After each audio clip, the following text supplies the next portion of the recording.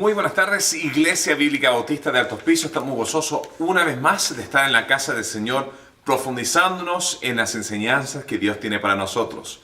Ya hemos abarcado mucho en nuestras Biblias, hemos estado avanzando ya en lo que es el Antiguo Testamento y todas las dinámicas que ocurren entre estos diferentes libros que se encuentran acá que Dios nos ha entregado.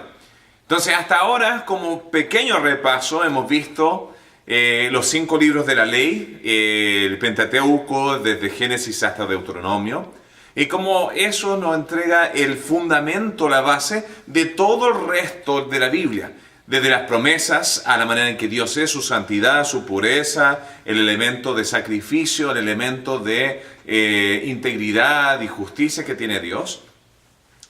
De ahí avanzamos en lo que son el periodo histórico, donde vemos expresado, se podría ver, una nación que en ocasiones trata de aplicar la ley, en otras veces se olvida acerca de la ley y todo entre medio, ¿ya? Y hemos visto los libros históricos desde Josué, la entrada de Israel a la tierra prometida, hasta la caída de Judá ante las manos de Babilonia, y los últimos 3 libros que son libros en el periodo de los persas, ¿ya? Esdras, Nehemías y Esther.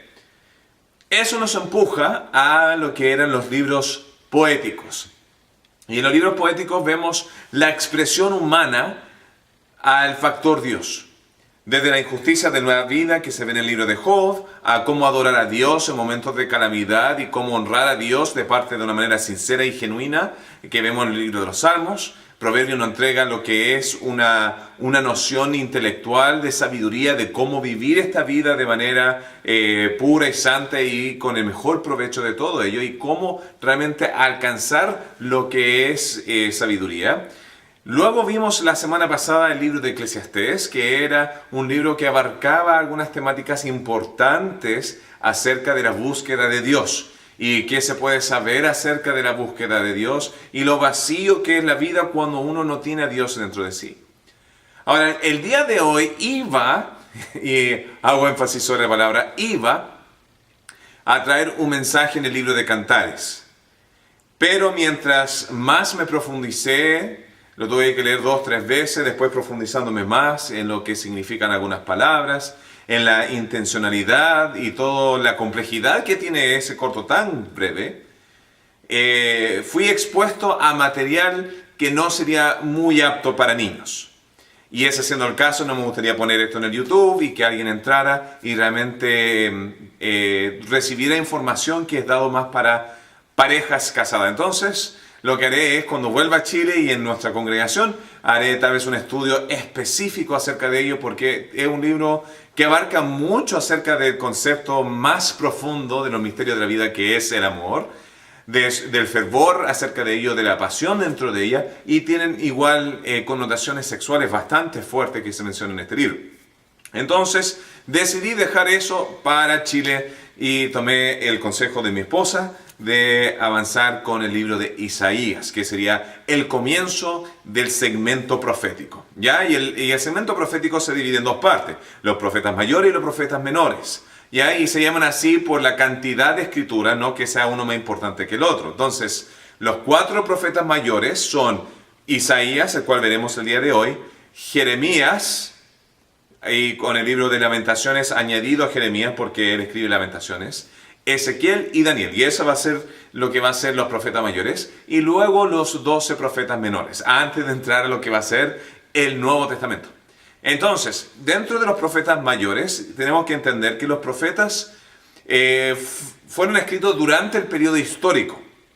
No es que terminó Nehemías, Esther y Esdras y ahora hay un nuevo periodo histórico, sino en el caso de Isaías, él va a estar interactuando con reyes justo al final de Israel, cuando está la caída de Israel, pero todavía bajo la nación de Judá. Y vimos ese ambiente histórico antes.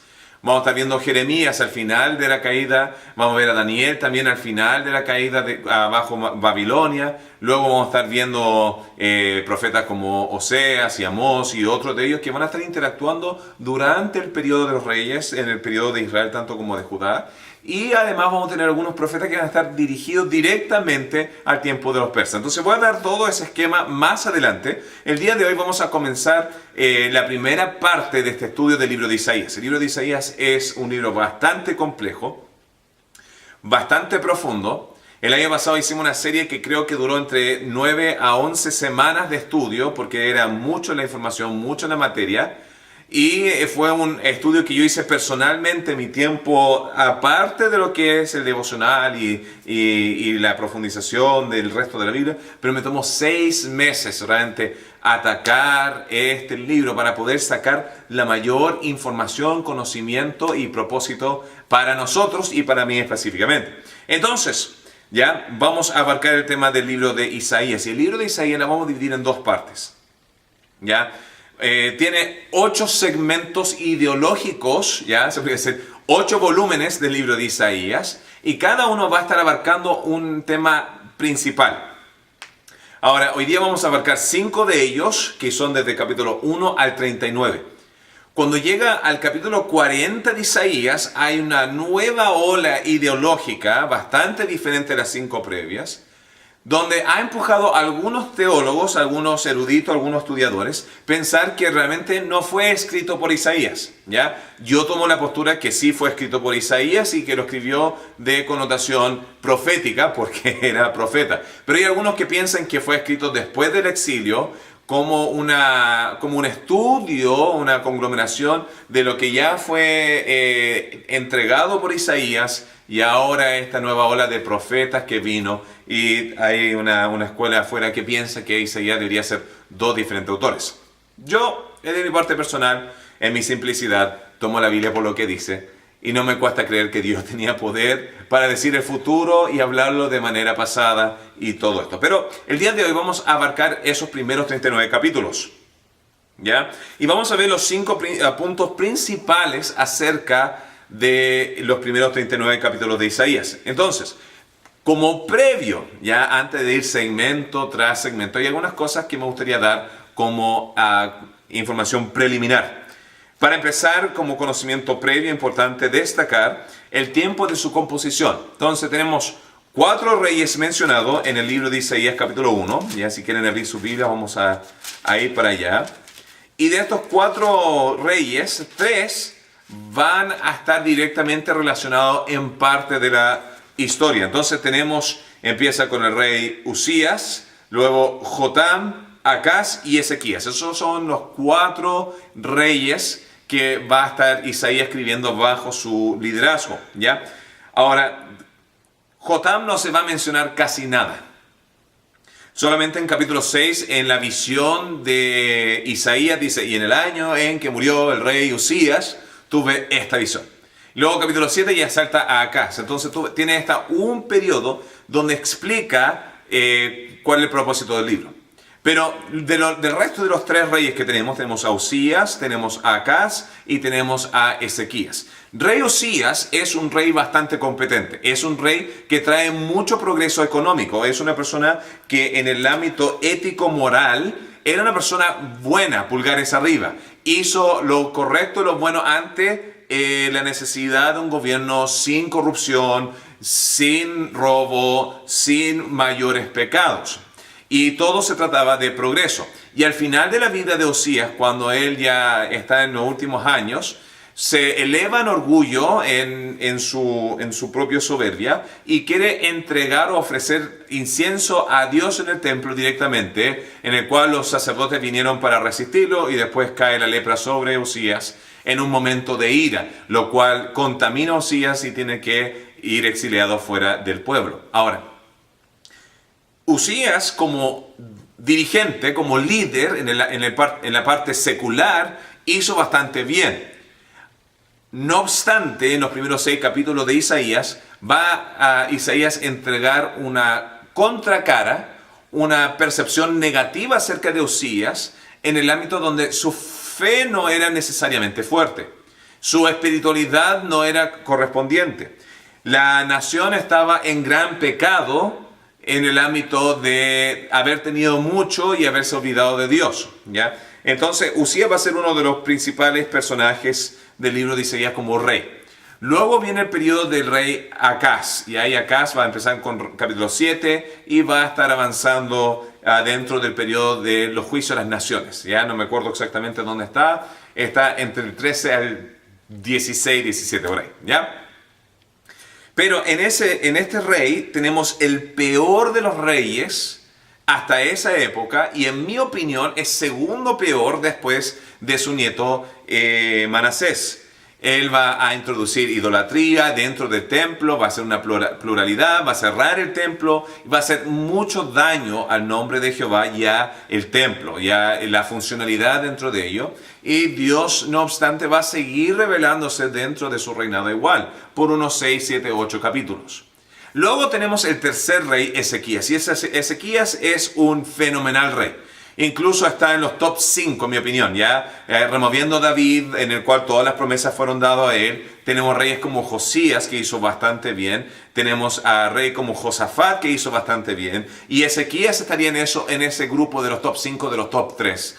Realmente trajo un avivamiento espiritual, retrajo realmente la adoración, los sacrificios de vuelta al templo, limpió la parte pagana. No obstante, su hijo Manasés va a ser peor que Acaz. ¿Ya? Entonces, estos son los tres reyes. Este es el contexto histórico en el cual el libro de Isaías va a estar escrito.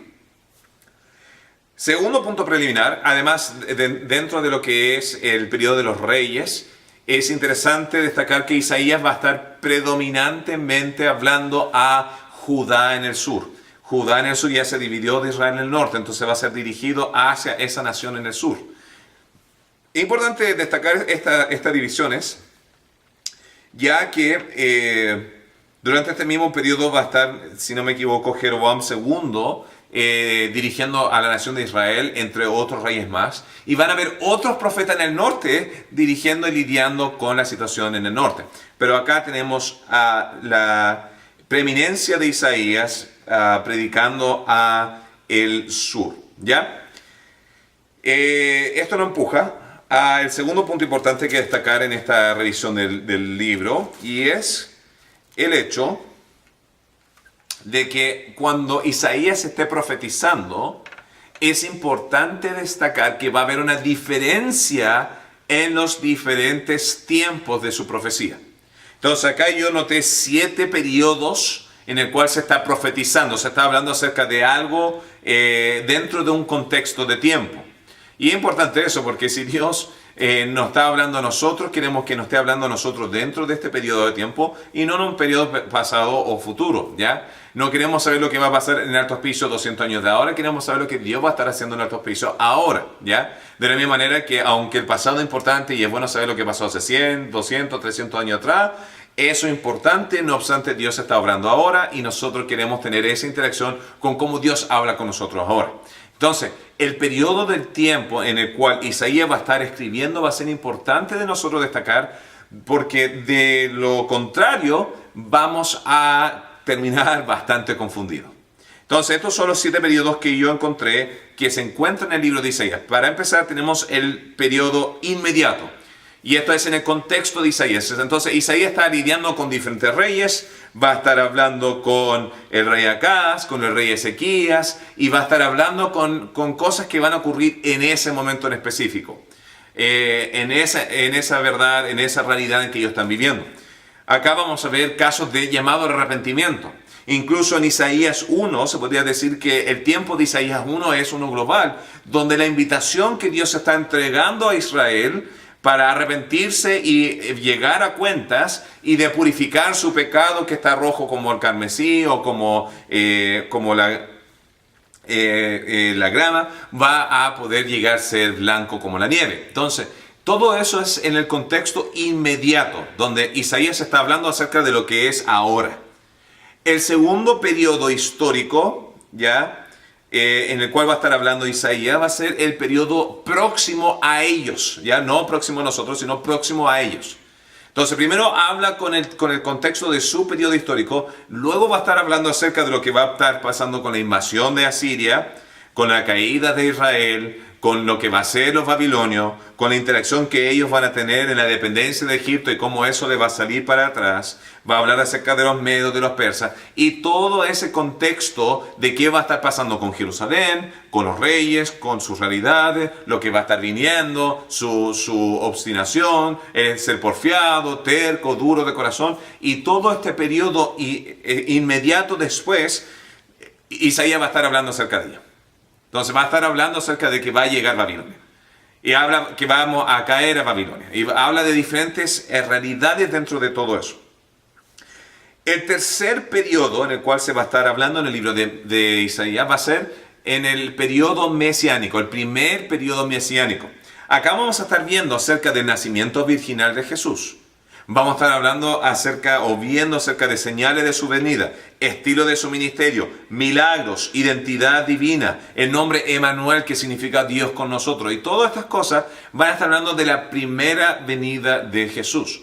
Y una de las razones principales por las cuales los judíos, especialmente los fariseos, los líderes, rechazaron a Jesús, era porque Jesús cumplió la primera parte de la venida, pero ellos no sabían que Jesús iba a regresar una segunda vez para cumplir la segunda parte. Entonces, Jesús cumplía esta parte y ellos decían, sí, lo está cumpliendo, sí, lo está cumpliendo. Nicodemo dice, sabemos que viene de Dios porque nadie ha hecho estos milagros como tú los has hecho, sino viene de parte de Dios. Pero los fariseos, en vez de concentrarse en lo que Dios sí estaba haciendo, estaban diciendo, pero no ha derrocado a los romanos. Es que no ha establecido su reinado. No, es que no es poderoso. No, es que no es fuerte. No, es que aquí, no está allá. Entonces había esta dualidad entre la primera y la segunda venida de Jesús que se van a mencionar en el libro de Isaías. Pero este es el tercer periodo histórico que va a estar hablando proféticamente Isaías, de la primera venida de Jesús. Inmediatamente después de eso también vamos a tener el periodo de la iglesia, donde vamos a ver palabras como discípulos mencionado. Vamos a ver el tema de lenguas. Incluso, vayamos a Isaías 28:11, porque yo encuentro esto fascinante. El libro de Isaías es un libro fascinante, sumamente profundo y por tema de tiempo imposible de abarcar en dos clases. Pero 28:11 dice así: porque en lengua de tartamudos y en extraña lengua hablaré a este pueblo. Interesante, ¿ya? Cuando vemos la señal de hablar en lenguas, lo cual vamos a estar hablando un poquito más adelante, no sobredesarrollado, era una señal que Dios, con un propósito está acá, está ocupando como juicio a Israel por su terquedad, por ser porfiado, por ser duro de corazón, que no van a creer, y aún en lengua extraña y diferente vamos a hablarte, y aún así vas a ser duro de corazón. Jerusalén o Israel, la connotación de la dispensación de la ley dentro de los judíos, ¿ya? Entonces, era un tema necesario como juicio, diciendo el nivel de dureza que tenía Israel. Y ese es el propósito de las lenguas, ¿ya? Punto aparte. Y entonces el periodo de la iglesia. Además va a estar hablando en 44, versículo 3, y ahí ya vamos a estar viendo esto la próxima semana. Dice, porque yo derramaré agua sobre él sequedad y ríos sobre la tierra árida. Y tienen que entender que todo ese ámbito de tierra seca y árido y desolado es el juicio de Dios, donde va a estar matando la esencia espiritual y acá va a estar reverdeciéndolo. Mi espíritu derramé sobre tu generación y mi bendición sobre tus renuevos. ¿Ya? El Espíritu Santo no solamente va a ser algo que va a ser entregado a Jesús, sino va a ser entregado a su generación, a los cristianos, ¿ya? Entonces vemos el periodo de la iglesia también mencionado en el ámbito profético, el periodo de los gentiles. El quinto periodo sería el periodo de la tribulación. Y ahí es interesante que en el libro de Isaías se habla mucho del periodo de la tribulación. Vamos a estar hablando temas de ataque, vamos a ver temas de desolación, vamos a ver traición, vamos a ver sequía, hambruna, muchas de estas cosas. Va a hablar acerca de que el sol no dará su luz y la luna se tornará en sangre, muchos de los mismos elementos que vamos a estar viendo en el libro de Apocalipsis. Pero dentro de todo el libro de Isaías no se menciona el rapto. ¿Por qué será? ¿Será porque el rapto realmente no es un concepto bíblico? Bueno, la palabra rapto no está en la Biblia, pero arrebatar, ya de donde sacamos la palabra latín rapto, sí está en la Biblia, en el Nuevo Testamento. Y acá entramos en una discusión acerca de los que son tribulación, que el rapto va a ser antes de la tribulación, al medio de la tribulación, al final de la tribulación. Y toda esta confusión viene como producto de no entender que hay una diferencia entre los judíos de dispensación de la ley y lo que va a ser realmente una reiteración del evangelio del reino versus lo que es la iglesia, los gentiles, el periodo de la gracia. Entonces la iglesia va a ser arrebatada, pero acá no se menciona el libro de Isaías porque acá está hablando directamente a judíos.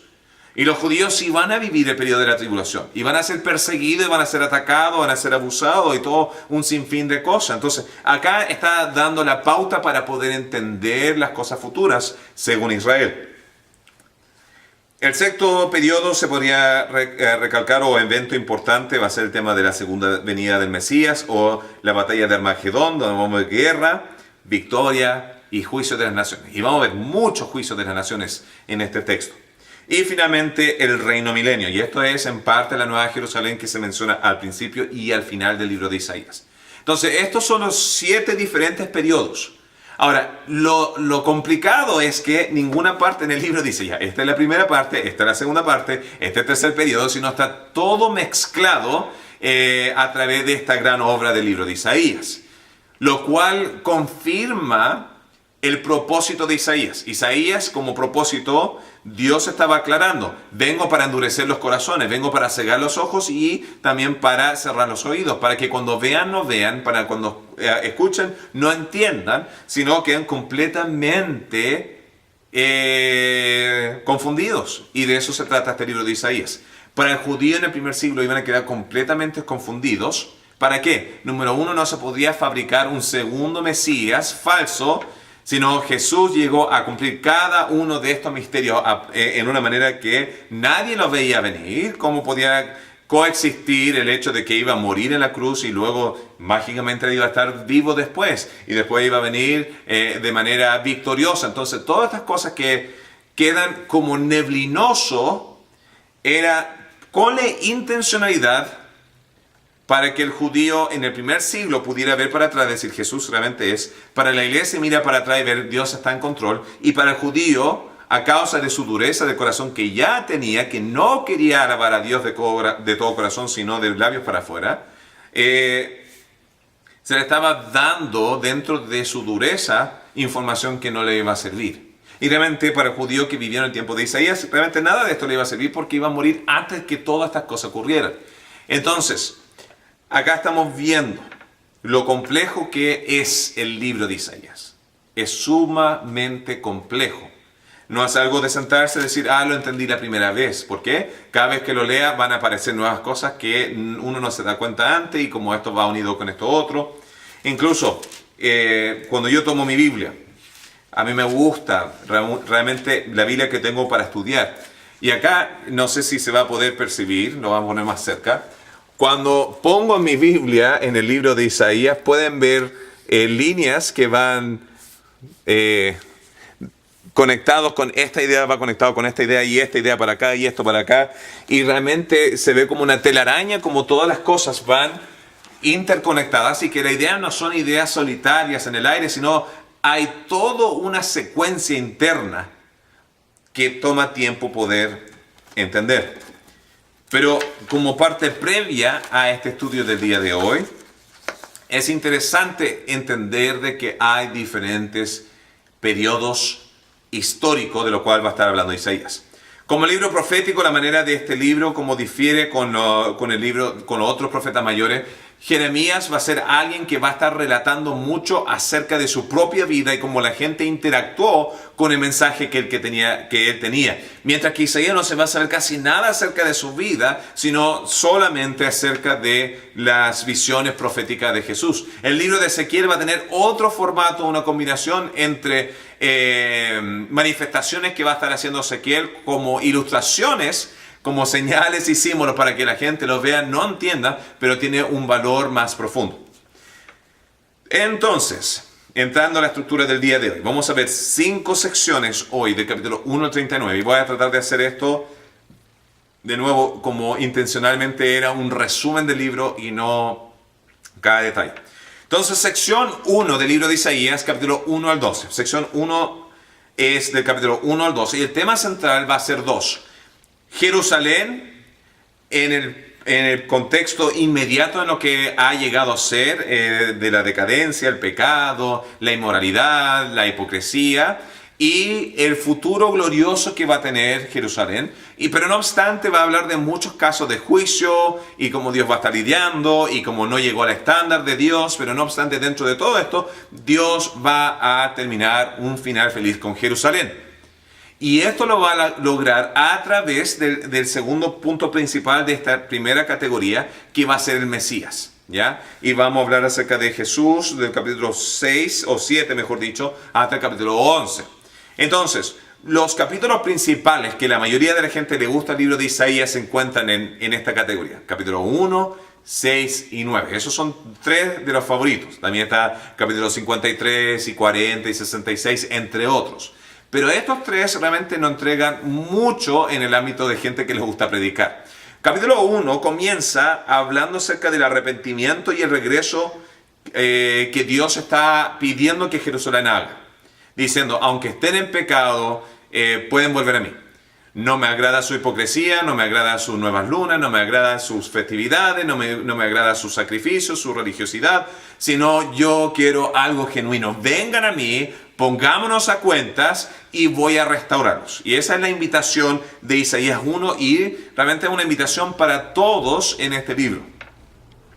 Luego capítulo 2 al 5 va a continuar con la condición de Jerusalén, su pecado, su decadencia, su juicio y el rol que tendrá en el futuro. Y esto va a entregar esperanza para los que están escuchando, aunque todo esté yendo mal para el judío del periodo de Isaías, aunque todo esté mal y va a venir juicio y va a venir esto y esto va a pasar, recuerden, no he terminado con Jerusalén. Y es un recuerdo también para nosotros. En el hecho de que nosotros tenemos pecado y nosotros vivimos con fracaso y decadencia y va a llegar juicio y va a llegar disciplina y va a llegar corrección, pero dentro de todo lo que está pasando debemos recordar que Dios no ha terminado la obra dentro de nosotros. Capítulo 6 luego va a avanzar con uno de los capítulos más conocidos del libro, que es la visión que tiene Isaías de Dios y el llamado que va a tener. Y tenemos esta parte bien épica, se podría decir, donde Jehová dice, ¿y quién irá por nosotros? ¿A quién enviaré? ¿Y quién irá por nosotros? Y acá llega Isaías y dice, heme aquí, envíame a mí. Ahora, esto es después de que tuvo que pasar por un proceso de purificación, con un carbón y todo simbólico. No obstante, paramos ahí. Pero el punto principal no es ese llamado y ese deseo de Isaías de ser obediente al llamado de Dios, sino lo importante es la misión que Dios le iba a dar a Isaías. Dice, y ahora que has accedido, vas a endurecer los corazones, vas a cerrar los oídos, vas a cerrar los ojos del pueblo. Y de nuevo, como lo mencioné antes, tenía un propósito, ya que no voy a reiterar ahora, pero Isaías obró dentro de lo que ya estaba la dureza de su corazón, donde Israel en su libertad de juicio ya se había desviado de Dios. No obstante, Dios va a terminar la obra con o sin el consentimiento de Jerusalén y de Israel. Entonces acá vemos, todo va a quedar sellado para que como símbolo cuando venga el Mesías y abre los ojos de los ciegos y abre los oídos de los sordos y manifieste físicamente el poder de Dios en la vida de ellos, tiene un significado aún mucho más profundo, que es, Él viene a deshacer el juicio que ya había venido sobre Israel por la dureza de su corazón, el silencio de 400 años donde no había visión y cosas de esa índole, y ahora viene Jesús a culminar la ley y a empezar una nueva obra.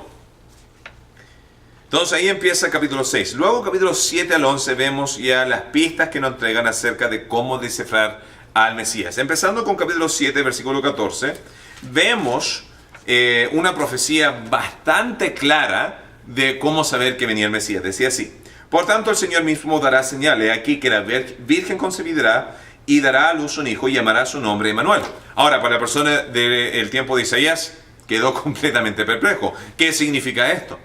Pero cuando finalmente se culminó en el primer siglo, cuando llegó Jesús, nacido de María en el estado de virginidad, y su nombre fue entregado, Emmanuel, que es Dios con nosotros, nos da a entender la identidad de Jesús, su naturaleza, su función, que esto es milagroso. El punto principal acá que está pasando en este contexto es, aunque el rey de Israel en el norte, con el rey de Siria, quieran venir, matarte a ti y borrar el nombre de David, Dios, aunque eso ocurra, va a levantar, que aunque sea de una virgen, nada va a impedir que venga la obra de Dios, de la salvación y de la redención.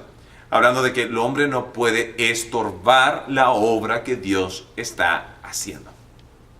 Entonces acá vemos la identidad de Jesús. Capítulo 8, luego va a empezar a expresar el nivel de rechazo que tendrá el Mesías, ¿ya? Versículo 14, 16 y 18 dice así: porque entonces él será por santuario Jesús, ¿ya? Jehová, que en este caso va a ser Jesús, pero a las dos casas de Israel por piedra para tropezar, y por tropezadero para caer, y por lazo y por red al morador de Jerusalén. Entonces habla del rechazo que Jesús, el santuario Jehová, va a ser para ellos.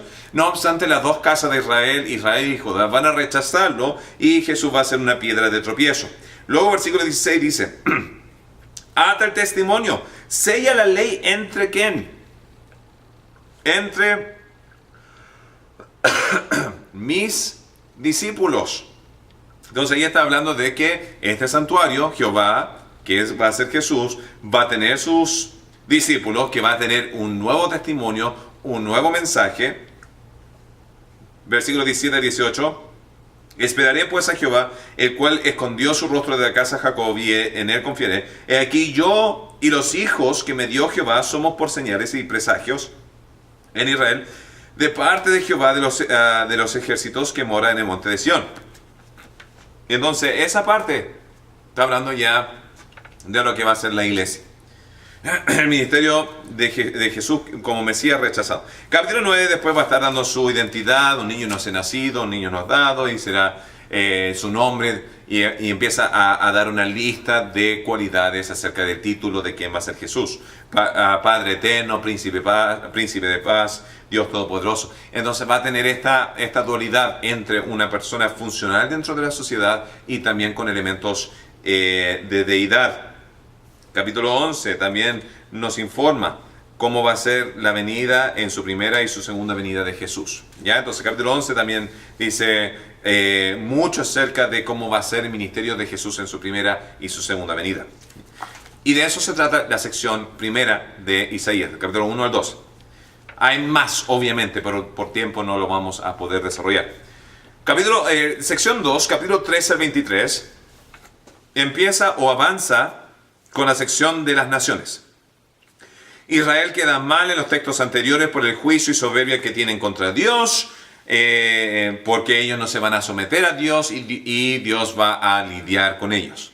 No obstante, capítulo 13 al 23 va ahora a cambiar su dirección a juicio de las naciones. Y la razón por la que va a estar juzgando a las naciones es porque estas naciones van a ser usados por Dios, o Dios va a permitir que ellos abusen de Israel a causa del pecado de Israel, para que Israel aprenda. No obstante, porque ellos abusaron del pueblo de Dios, también van a ser juzgados, ¿ya? Entonces acá tenemos un sinfín de naciones. Tenemos Babilonia, los de Moab, Siria, Etiopía, Egipto, los medos.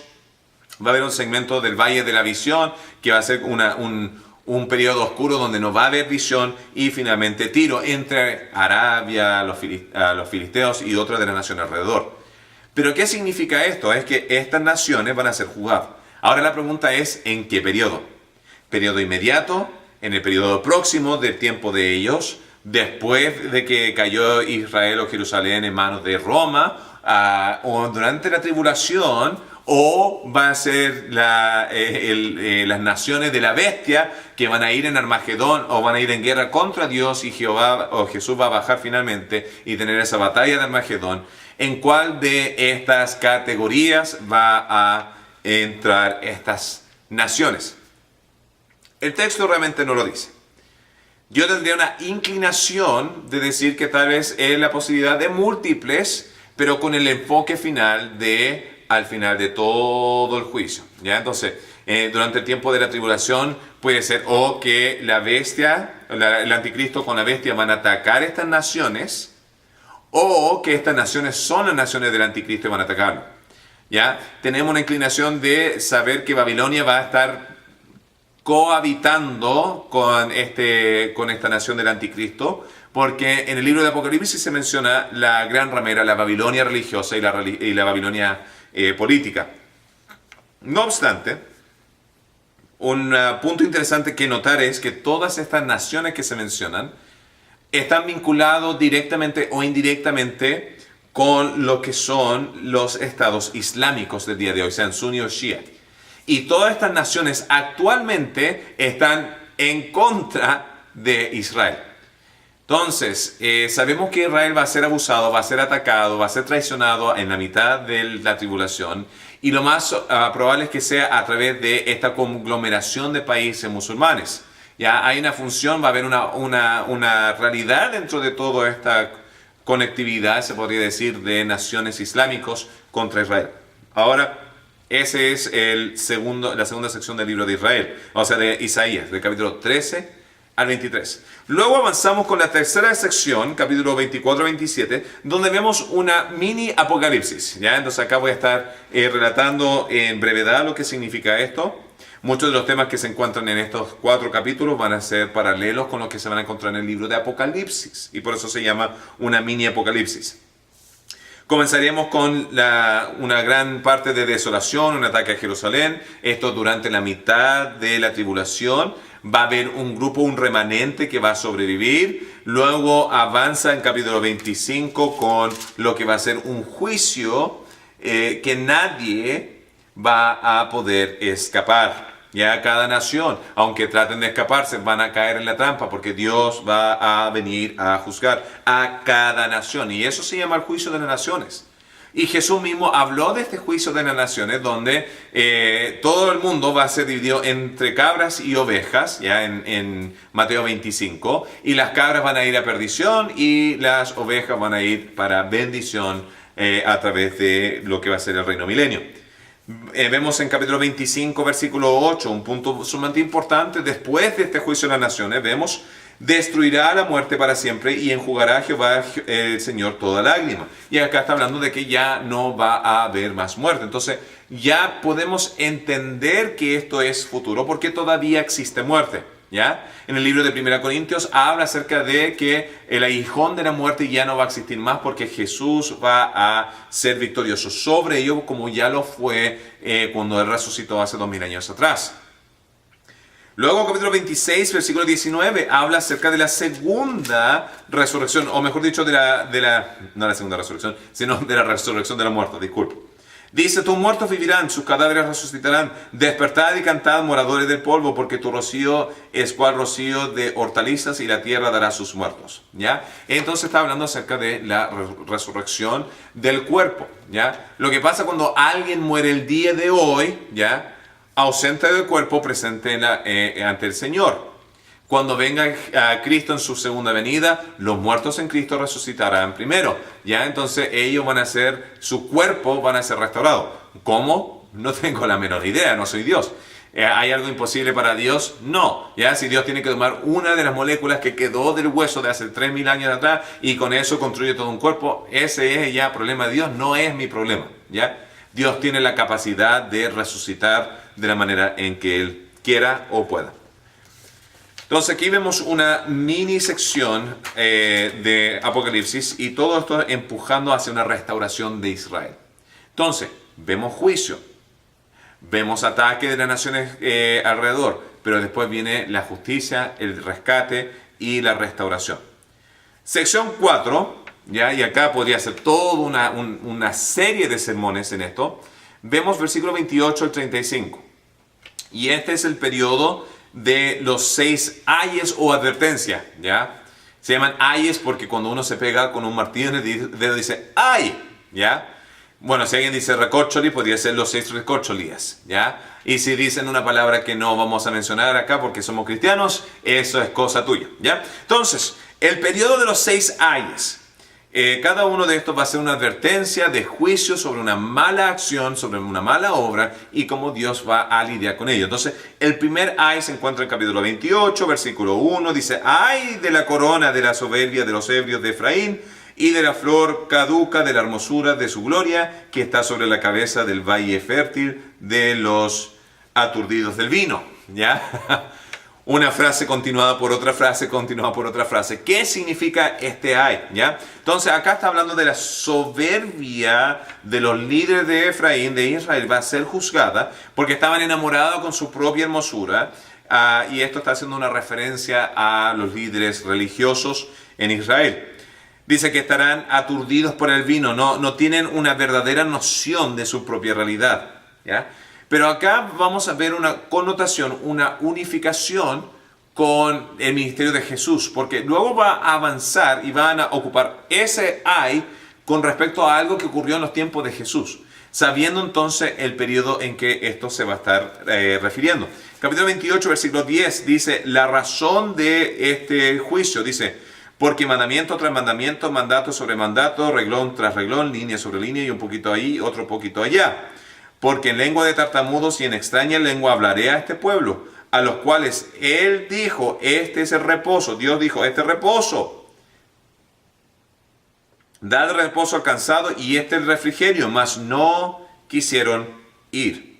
Y ahí después dice, la palabra pues de Jehová les será mandamiento tras mandamiento, mandato tras mandato, reglón tras reglón, línea sobre línea, un poquito allí, otro poquito allá, hasta que vayan y caigan de espaldas y sean quebrantados, enlazados y presos, ¿ya? Y está hablando acerca de que decidieron rechazar el refrigerio y el descanso que trajo Jesús. Vengan a mí todos los cansados de la ley y yo le daré descanso. Vengan a mí todos los sedientos y le quitaré la sed. Mas los líderes religiosos, llenos de su soberbia por el amor de su hermosura que tenían dentro del legalismo, de todas estas leyes, mira lo bueno que soy yo, rechazaron a Jesús. Y Jesús dice acá, le hablé hasta con lengua de tartamudo por si es que no podían entender y aún así no quisieron oír. Entonces su propia ley le va a ser demasiado pesado y van a caer sobre sí mismos y van a ser despedazados. Entonces desecharon el descanso y por eso vino su juicio. Y este juicio vino 70 años después el 70 después de Cristo. Esto es 40 años después de la resurrección de Jesús. Este periodo de prueba para ver si es que iban a escuchar o no, lo cual Dios ya sabía, porque acá lo está diciendo que no iban a escuchar, le cae sobre ellos ese peso. Y ese peso era en su autojusticia, después fueron contra Roma, fueron esto, y todo cayó sobre sí. Y por eso es una de las razones más grandes por las cuales yo no creo personalmente de que la obra del Espíritu Santo de hablar en lenguas no es para esta época, es porque tenía una funcionalidad de juicio sobre el judío. Pero ya que el judío ya no está en Jerusalén o no lo estaba en esos tiempos, y hubo casi 2000 años de su ausencia, ya no había necesidad de decirle en la cara, no quisieron escuchar, sino Dios continuó, ¿ya? Eso no significa que el día de mañana, cuando venga la tribulación, van a haber milagros, van a haber visiones, van a haber profecía, pero va a ser de nuevo volviendo a ese periodo de los judíos. La iglesia ya va a ser raptada. Ahora, vemos la funcionalidad. Cristo fue la piedra demoledora de por qué fue destruido. Y ahí también lo dice acá, ¿ya? Dice en versículo 16, yo he puesto en Sion por fundamento una piedra probada, angular, preciosa, de cimiento estable, el que creyere no se apresure.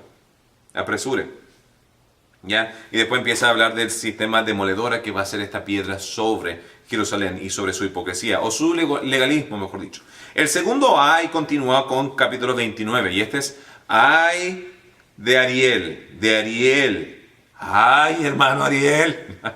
No, broma. Ay de Ariel, y es una palabra que se ocupa para representar a Jerusalén, ¿ya? Y acá empieza a hablar de que Jerusalén va a ser situada por sus enemigos, va a ser rodeada, va a ser atacada. Ese es su juicio. Y la razón principal de este juicio, ¿ya? Y el juicio, además de ser rodeada y atacada por sus enemigos, lo cual pasó con Babilonia, y luego pasó con Roma, y luego va a pasar después en el tiempo de la tribulación, es por algo específico que Jesús mencionó, versículo 10. Y acá vemos la razón. No. Versículo 13 es la razón de por qué llega el juicio. Versículo 10 es el juicio que Dios además entrega. Entonces, llega el juicio de los enemigos alrededor, pero acá hay una segunda maldición, un segundo juicio que dice, porque Jehová derramó sobre vosotros espíritu de sueño y cerró los ojos de vuestros profetas y puso velo sobre la cabeza de vuestros videntes. ¿Ya? No está hablando de que Dios cerró el corazón para que no creyeran, sino está diciendo que los líderes religiosos, los profetas, los videntes, aquellos que estaban encargados, Dios dijo ya no van a entender más, no van a tener más visiones. Ya ese es el segundo juicio. ¿Ya? ¿Y por qué tanto juicio? ¿Por qué los enemigos vienen? ¿Por qué ya Dios no se va a revelar? Y esto ocurrió 400 años antes de Cristo, donde no hubo realmente profecía, donde no hubo manifestación, donde no hubo cosas que entraron en el canon de Escritura, sino entre Malaquías y Mateo. Hubieron 400 años de silencio. ¿Por qué? ¿Ya? Y ahí es donde Jesús entra. Y Jesús menciona el por qué, lo reitera en el Nuevo Testamento, pero acá lo dice en versículo 13. Dice pues el Señor, porque este pueblo se acerca a mí con su boca y con sus labios me honra, pero su corazón está lejos de mí. Y está hablando de una actitud hipócrita. ¿Ya? Y este es un problema que estaba viviendo en los tiempos de Isaías y van a estar viviéndolo hasta el tiempo de Jesús. Y era el problema de los fariseos, que de boca decían que honraban a Dios, pero su corazón estaba bastante lejos. ¿Ya? Ese es el segundo ay. El tercer ay empieza en capítulo 29, versículo 15. 29:15, sí. ¿Ya? Dice, ay de los que se esconden de Jehová, encubriendo el consejo, su obra están en tiniebla, y dicen, ¿quién nos ve y quién nos conoce? Y acá está de nuevo hablando, porque como todo está hablando del liderazgo, acá continuaba con el tema del liderazgo. ¿Ya? Por la obra oculta de los líderes, Dios hizo una obra para salvar a Israel, donde iba a cambiar todo. En este ay ya Dios está observando la calamidad y la maldad de los líderes, no obstante Dios no se ha olvidado de su pueblo. Y acá va a decir en versículos 18 y 19, ¿ya? En este tercer ay lo que Dios va a estar haciendo, dice, en aquel tiempo los sordos oirán las palabras del libro y los ojos de los ciegos verán en medio de la oscuridad y las tinieblas. Entonces los humildes creerán o crecerán en alegría en Jehová y aún los más pobres de los hombres se gozarán en el Santo de Israel. Entonces acá estamos ya viendo a Jesús. Jesús ya entró. Acá por 400 años de labios me honran, pero su corazón está lejos, hipocresía, legalismo, no quieren a Dios, no quieren a Jesús, solamente lo hacen por formalidad. Pero ahora Jesús dice, yo acá ya he llegado y he entrado para deshacer eso, y ahora los ojos serán abiertos, los oídos serán abiertos, los humildes crecerán y aquellos que esperan a Jehová van a ser confortados. Entonces, acá vemos la obra no tanto como juicio, sino la demostración del término del juicio de silencio, donde Jesús físicamente va a manifestar el hecho de que Él tiene el poder para demostrar espiritualmente que ya esa ceguera, ese velo ha sido quitado. No obstante, ya hay una división en el primer siglo. Algunos creyeron, otros rechazaron. Y los que rechazaron quedaron con el velo. Y hasta el día de hoy hay judíos, judíos creyentes en Jehová, no en Jesús, que siguen con ese velo, que siguen ciegos, que siguen sordos. Dios no ha terminado con su pueblo, pero aquellas personas han sido cegados porque no quisieron oír. Luego tenemos el cuarto ay en capítulo 30, dice, ay de los hijos que se apartan, dice Jehová, para tomar consejo y no de mí, para cobijarse con cubierta y no de mi espíritu, añadiendo pecado a pecado. Y dice, y se apartarán para descender a Egipto y estarán buscando ayuda de Egipto. Ahora, esto ocurrió en los tiempos de Sedequías, el último rey, ¿ya? En el tiempo de Josías, y los tres hijos de Josías van a tratar de hacer convenios con Egipto para que Egipto lo ayude, pero cuando llegue a Babilonia no hay caso, porque ellos no se arrepintieron, y el problema fue que ellos no se arrepintieron, sino fueron a buscar ayuda de los egipcios, ahí perecieron. Y el ay número 5 va a ser idéntico en el ámbito de que se glorían en el poder de Egipto.